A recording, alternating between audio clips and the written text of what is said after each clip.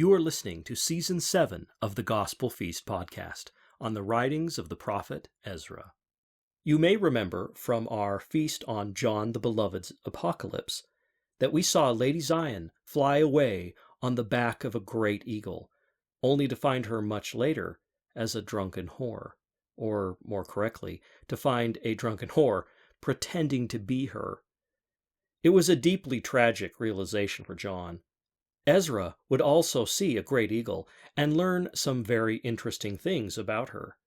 Since she was the one that bore Zion away, her fate and history is extremely important to us. Come and see.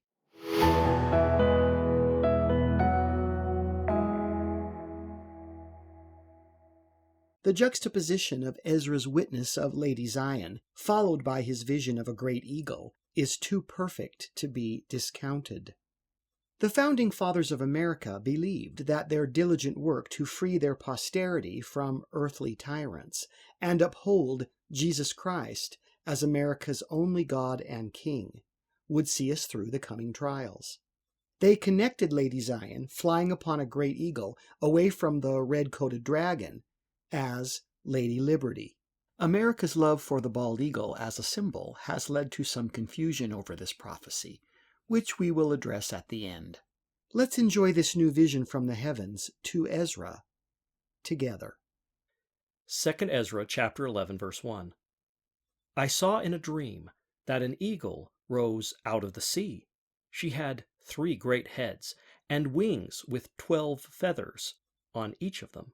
I saw her fly over the earth, pressing the planet beneath her wings, where her talons are. The wind was in commotion as she gathered the air beneath her.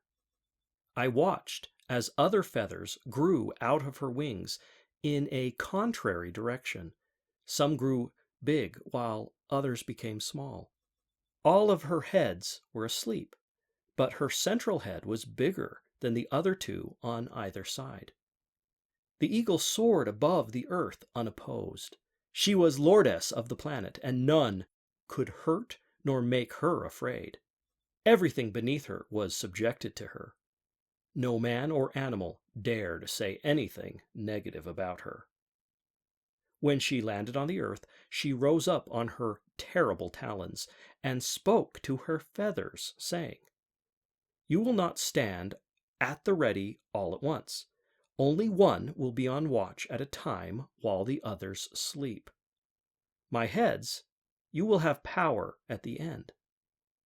I noticed that her voice came out of her belly, where her heart is, because her heads were still asleep. I counted her contrary feathers, and there were 8 of them. On her right side, 1 feather rose up and reigned over the earth. When its time to rule was over, the next one stood up and ruled for a longer time. When it was finished, it disappeared like the first one had.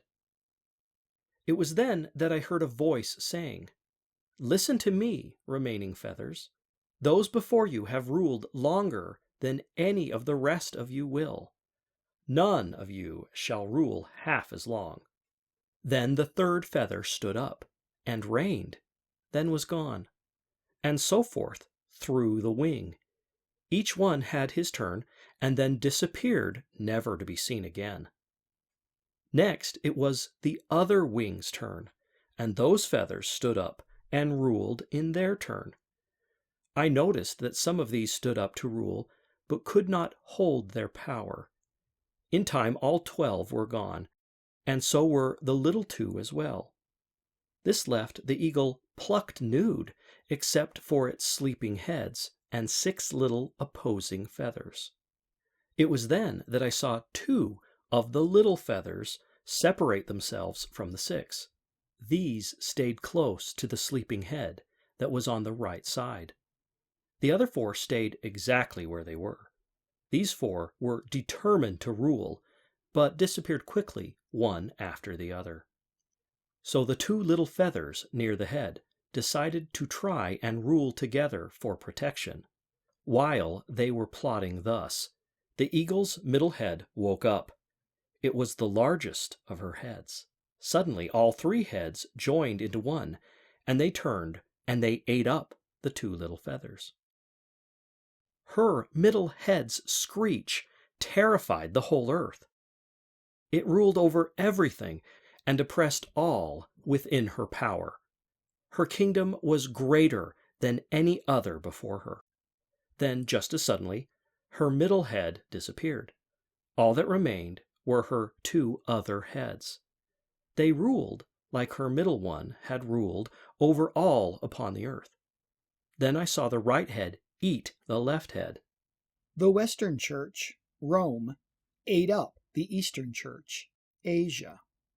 In Volume 9, Genesis and the House Divided, we spoke at length on how this happened. Just then I heard a voice say, "Ezra, consider what you are seeing." I saw a roaring lion come out of the woods.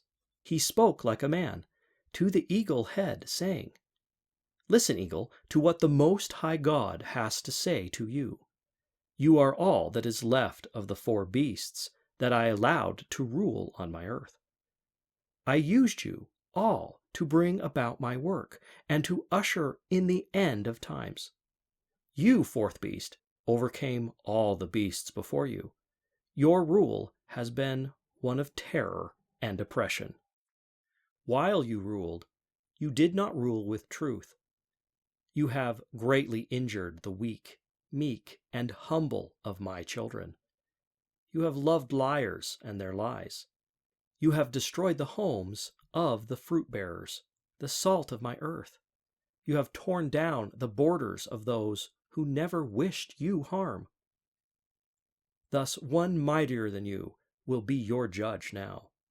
You are being judged by the Most High God.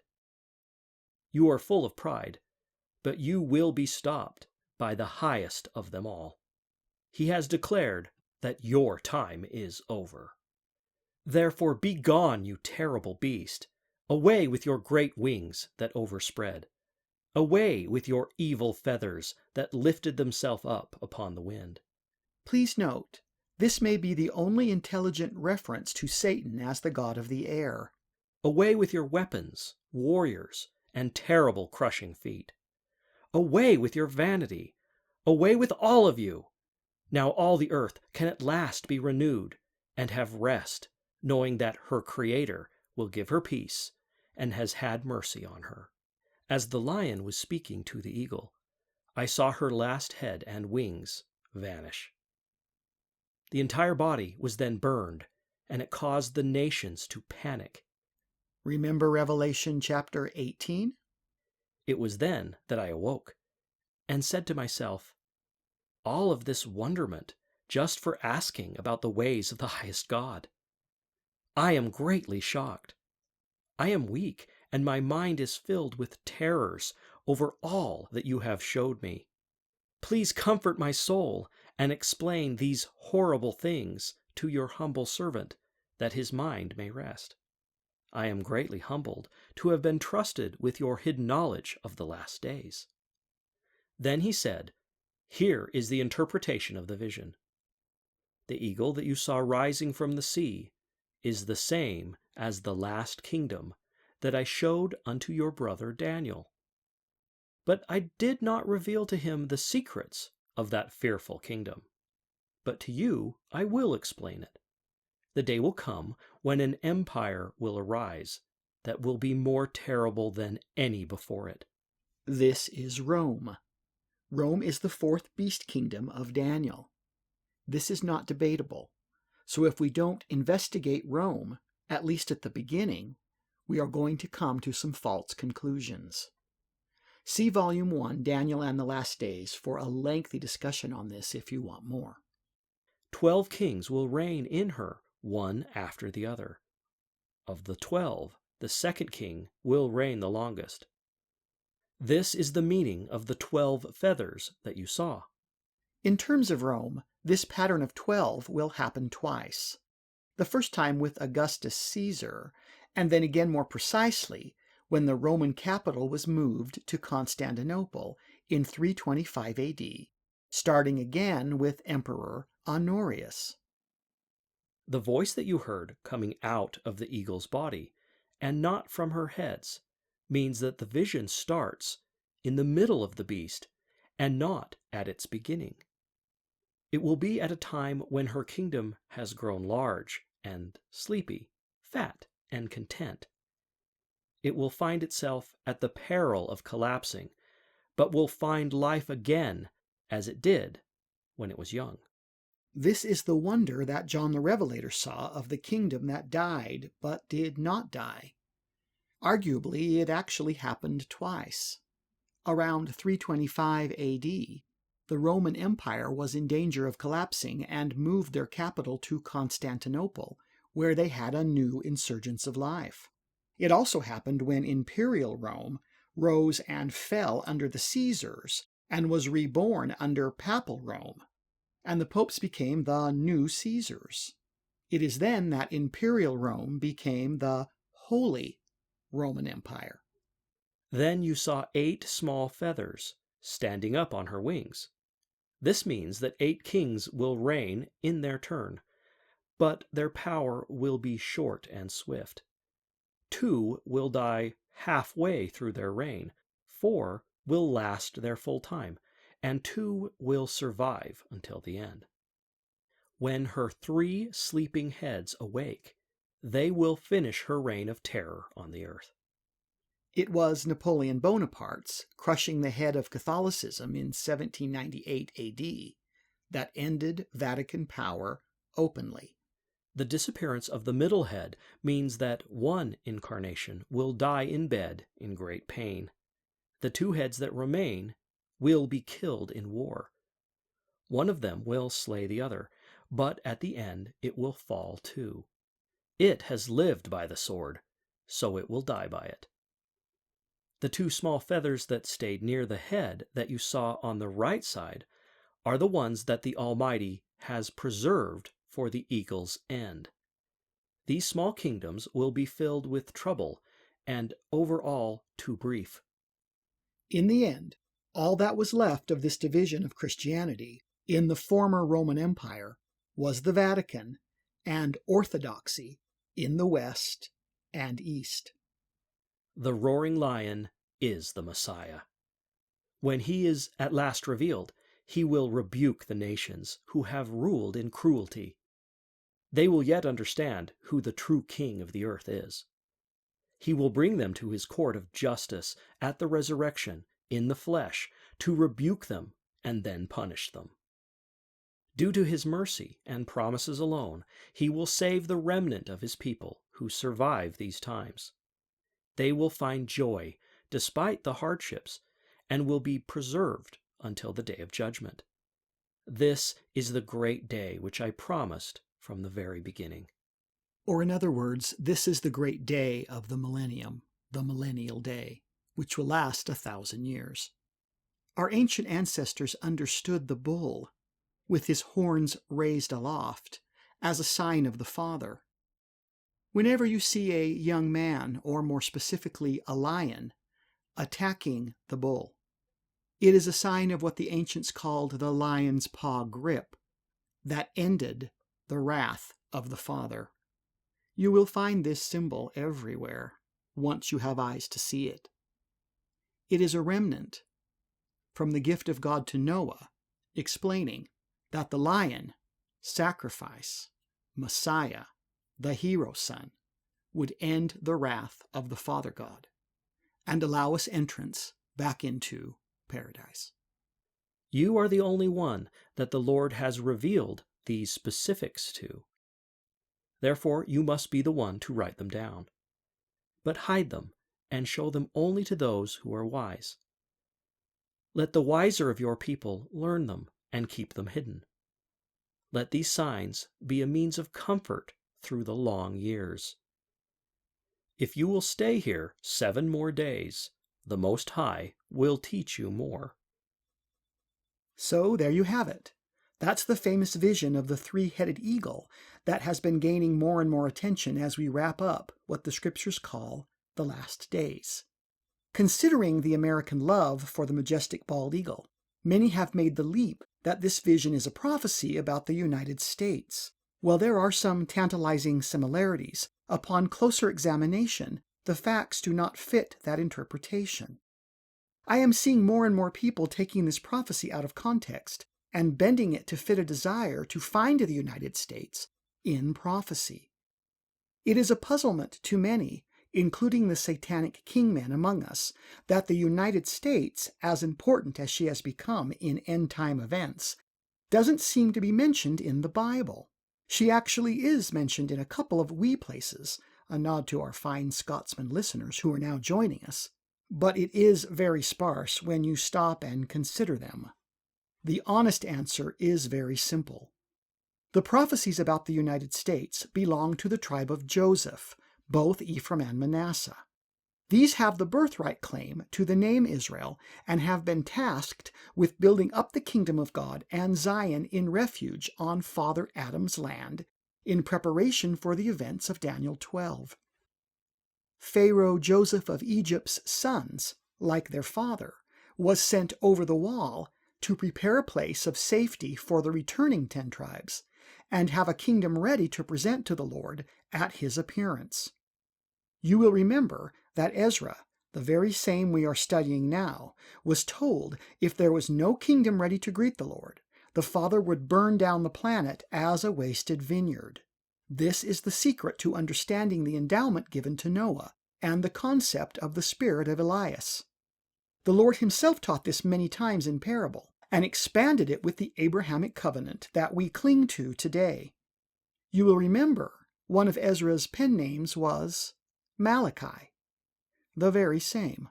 Latter-day Saints testify that setting up the kingdom and sealing its citizens back to Adam and Eve through Abraham, as John foretold, is the major mission of our people in these final hours. All of this and more is the message of the Stick of Joseph, titled the Book of Mormon. When the Book of Mormon is combined with the Doctrine and Covenants, any honest reader knows that we have more than enough prophecy about the United States.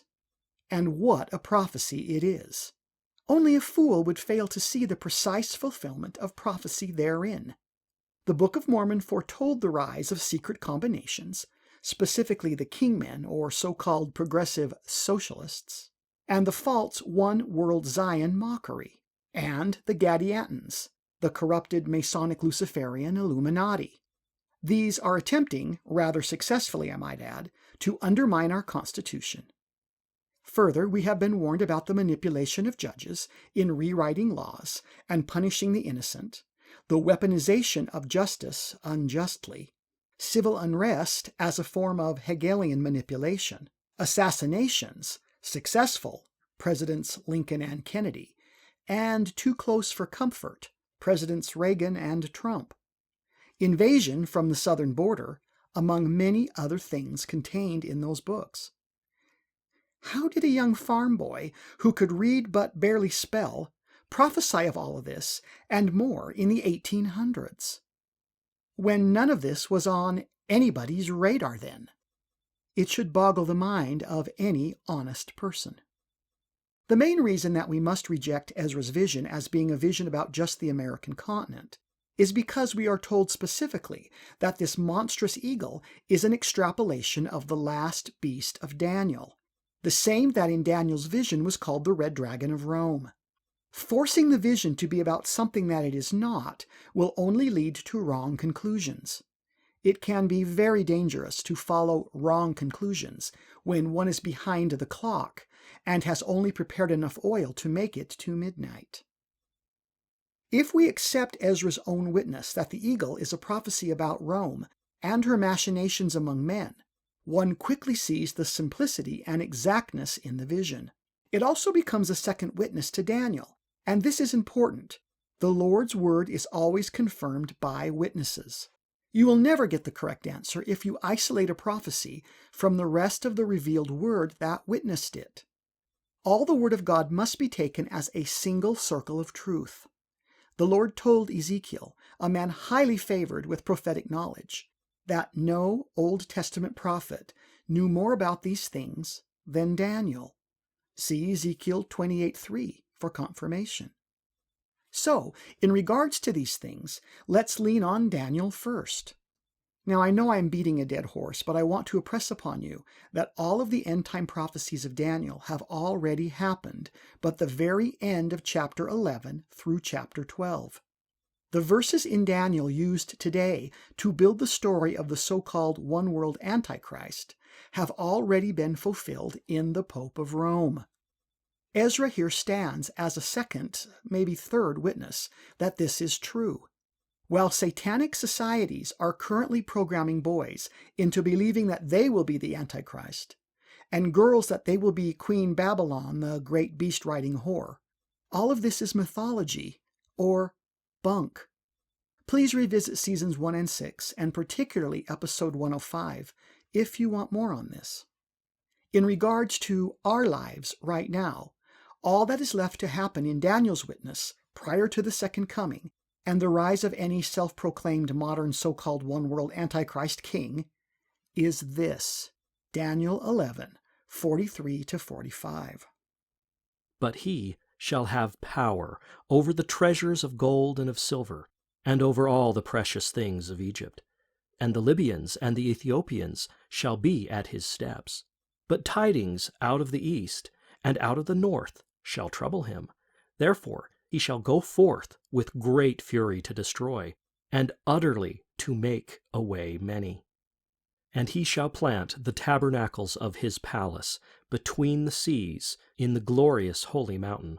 Yet he shall come to his end, and none shall help him. Now note, Gabriel is telling Daniel that none shall help this king. This cannot be Prince Gog. He has the help of Magog and is supported by Libya and Ethiopia, and actually Egypt too. It will be Prince Gog, most likely a Russian, who will end this man's power with the help of Magog by attacking Jerusalem. This will necessitate the return of Jesus Christ, since the innocent, mainly Sephardic and other tribes of Jews, will be lumped together with the less than innocent Khazarian Ashkenazi Jews, who are now their leaders. These will be the wolves hiding among the sheep. Starting here, and then adding in John's revelation, just as Nephi taught us to do in the Book of Mormon, we have a clearer picture. Despite what you read in the Bible commentaries, even within our churches, or as taught from Christian-based universities, the Doctrine and Covenants says that the Book of Revelation is not a single event book. This is from the Lord's own mouth, so we can ignore all the other commentaries, even from our own non-canonical publications about that. If we are living in the about a half hour of heavenly silence, as is my opinion that we are, then only the seventh seal applies today. Seals 1 through 6 have passed. If we are still a part of seal 6, it will be, in my opinion, the very end portion of it. This means that all the lengthy discussions based in Scripture about a one-world so-called Antichrist have already happened. An honest and careful reading will prove to you that these are all about the Pope, a mere bishop, becoming first Caesar, emperor, and then believing himself God himself. That is the definition of a pseudo-Christ, or an Antichrist. This means that all that is left in the last days before the terrors of nature preach is this from John.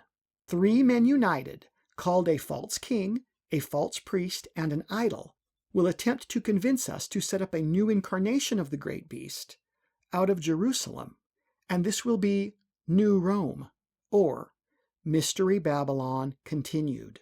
This will lead to the kings of the east and the north coming to attack them.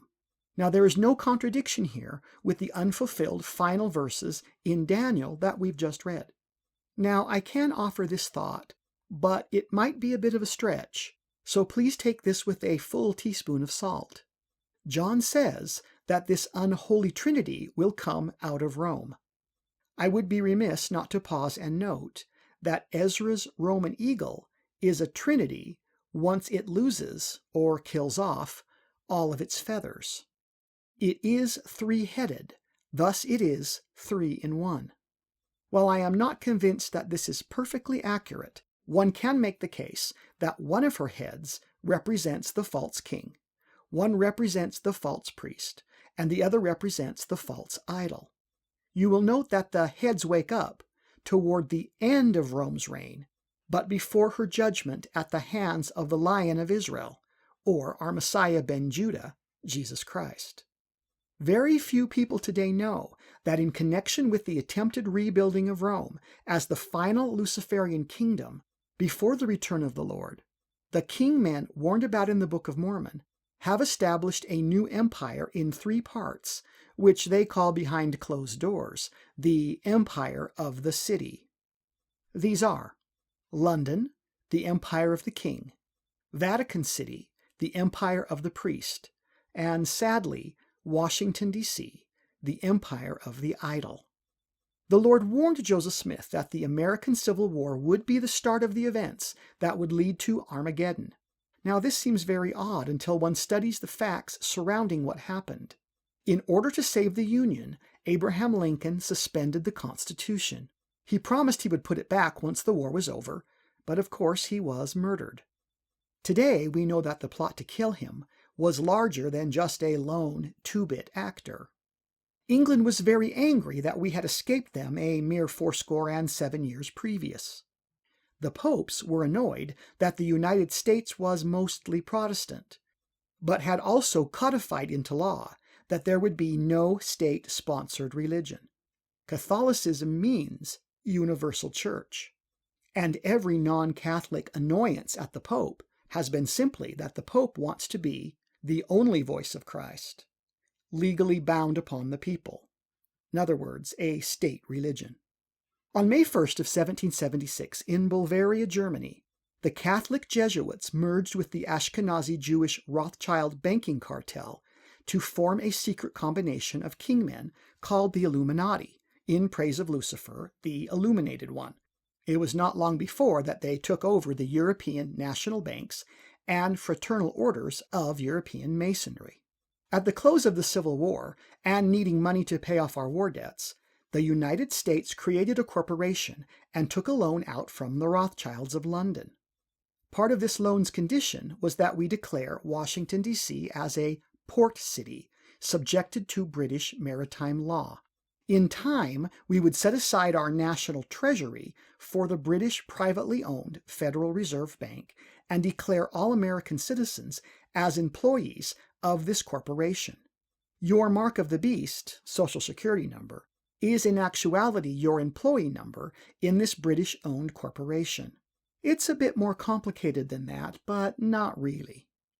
As the United States embraced its call to be the Emerald City and the Land of Oz, the Wizards of Wall Street printed money out of thin air, and consumerism and gentrification made the United States into the military arm of the Illuminati and the idol, the false idol, of the entire world.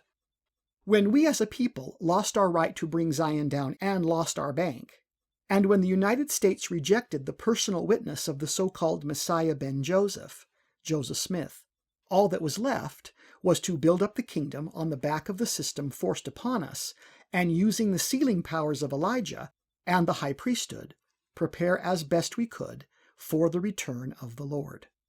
It was our people's sacrifice and the murder of Joseph Smith that won us the right to the kingdom, which we hold today. We have the sure word of this from the Lord's own mouth in the Doctrine and Covenants. So, since we know through Joseph Smith that America will go back to the Constitution and that the government will become inept, do these 2 small feathers represent what's left? London and the Vatican? Is this the American message of the 3-headed eagle? Probably not. But it's closer than any of the twisted tales you are going to bump into as self-fulfilling prophets push their agenda on you. I will say it one more time, because it is important. There is no scriptural support for the secular Christian gap theory, a single all-powerful peace-bringing Antichrist, Mormons living in muddy tents along the Great Salt Lake, the Salt Lake Temple underwater, or even the stupid rumor that there were 9 secret levels beneath the temple. You can go see for yourself now that it's up on earthquake rollers. There's nothing underneath it. All of this is nonsense. What is not nonsense is that the Lord is coming back. And if your name does not appear in the Lamb's Book of Life, being compiled in Salt Lake City, and if you have not gained the seal of the living God that John foretold, you are going to wish you had. You will also note that of the three men united in an evil trinity, only one of them claims Jerusalem. My guess is that it will be the head of the false idol bank, since the bear will be laying his paw on London, and the Lord will take down Rome, according to Joseph and John, and their witness is good enough for me. As it turned out, I had been away from the people for so long that they started to wonder about me. At last they found me in the field and asked, "Why are you avoiding us? Have we offended you somehow? Why have you left the people and sit out here all alone? We have lost all of the prophets but you. You are the only grape left of our vine, the only candle keeping away the darkness. You are our last port in the storm. Have we not suffered enough, only to now lose you? If you leave us also, it would have been better for us to have died in the destructive fires Nebuchadnezzar set when he burnt down Jerusalem. Losing our last prophet is the same as having nothing and being dead in Jerusalem." So I said to them, "Be at peace, Israel. Do not be so upset over the current fate of Jacob's family. The Most High has not forgotten you and cast you into utter evil. I haven't left you nor forgotten you. I came here to pray over our needs and the loss of Zion. I am here seeking mercy for us from God." So the people went back to the city, like I told them to. But I stayed in the field for the next 7 days, as Uriel commanded me. All the while, I ate only herbs. I'm hoping that our study of Ezra, nicknamed Malachi, is opening your eyes as to why this book frightened both the false priests and false kings of yore. I can see why Ezra's apocalypse scared the powerful elites of the sixth seal, and why they didn't want this book read by the masses. It clearly shows that the powerful popes and earthly kings and queens, and even governments, are not all powerful, and will not be when the Lord comes to claim what is rightfully his. So, what will we be studying next? Ezra's understanding of the second coming of Jesus Christ. Then we will wait, like Ezra did, with excitement for more knowledge, and thus our next episode. If you can't wait for more, the Author's Gospel Feast series is available on Amazon in various formats.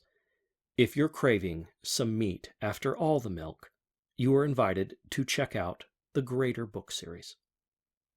Until next time, we will wait with Ezra upon the Lord.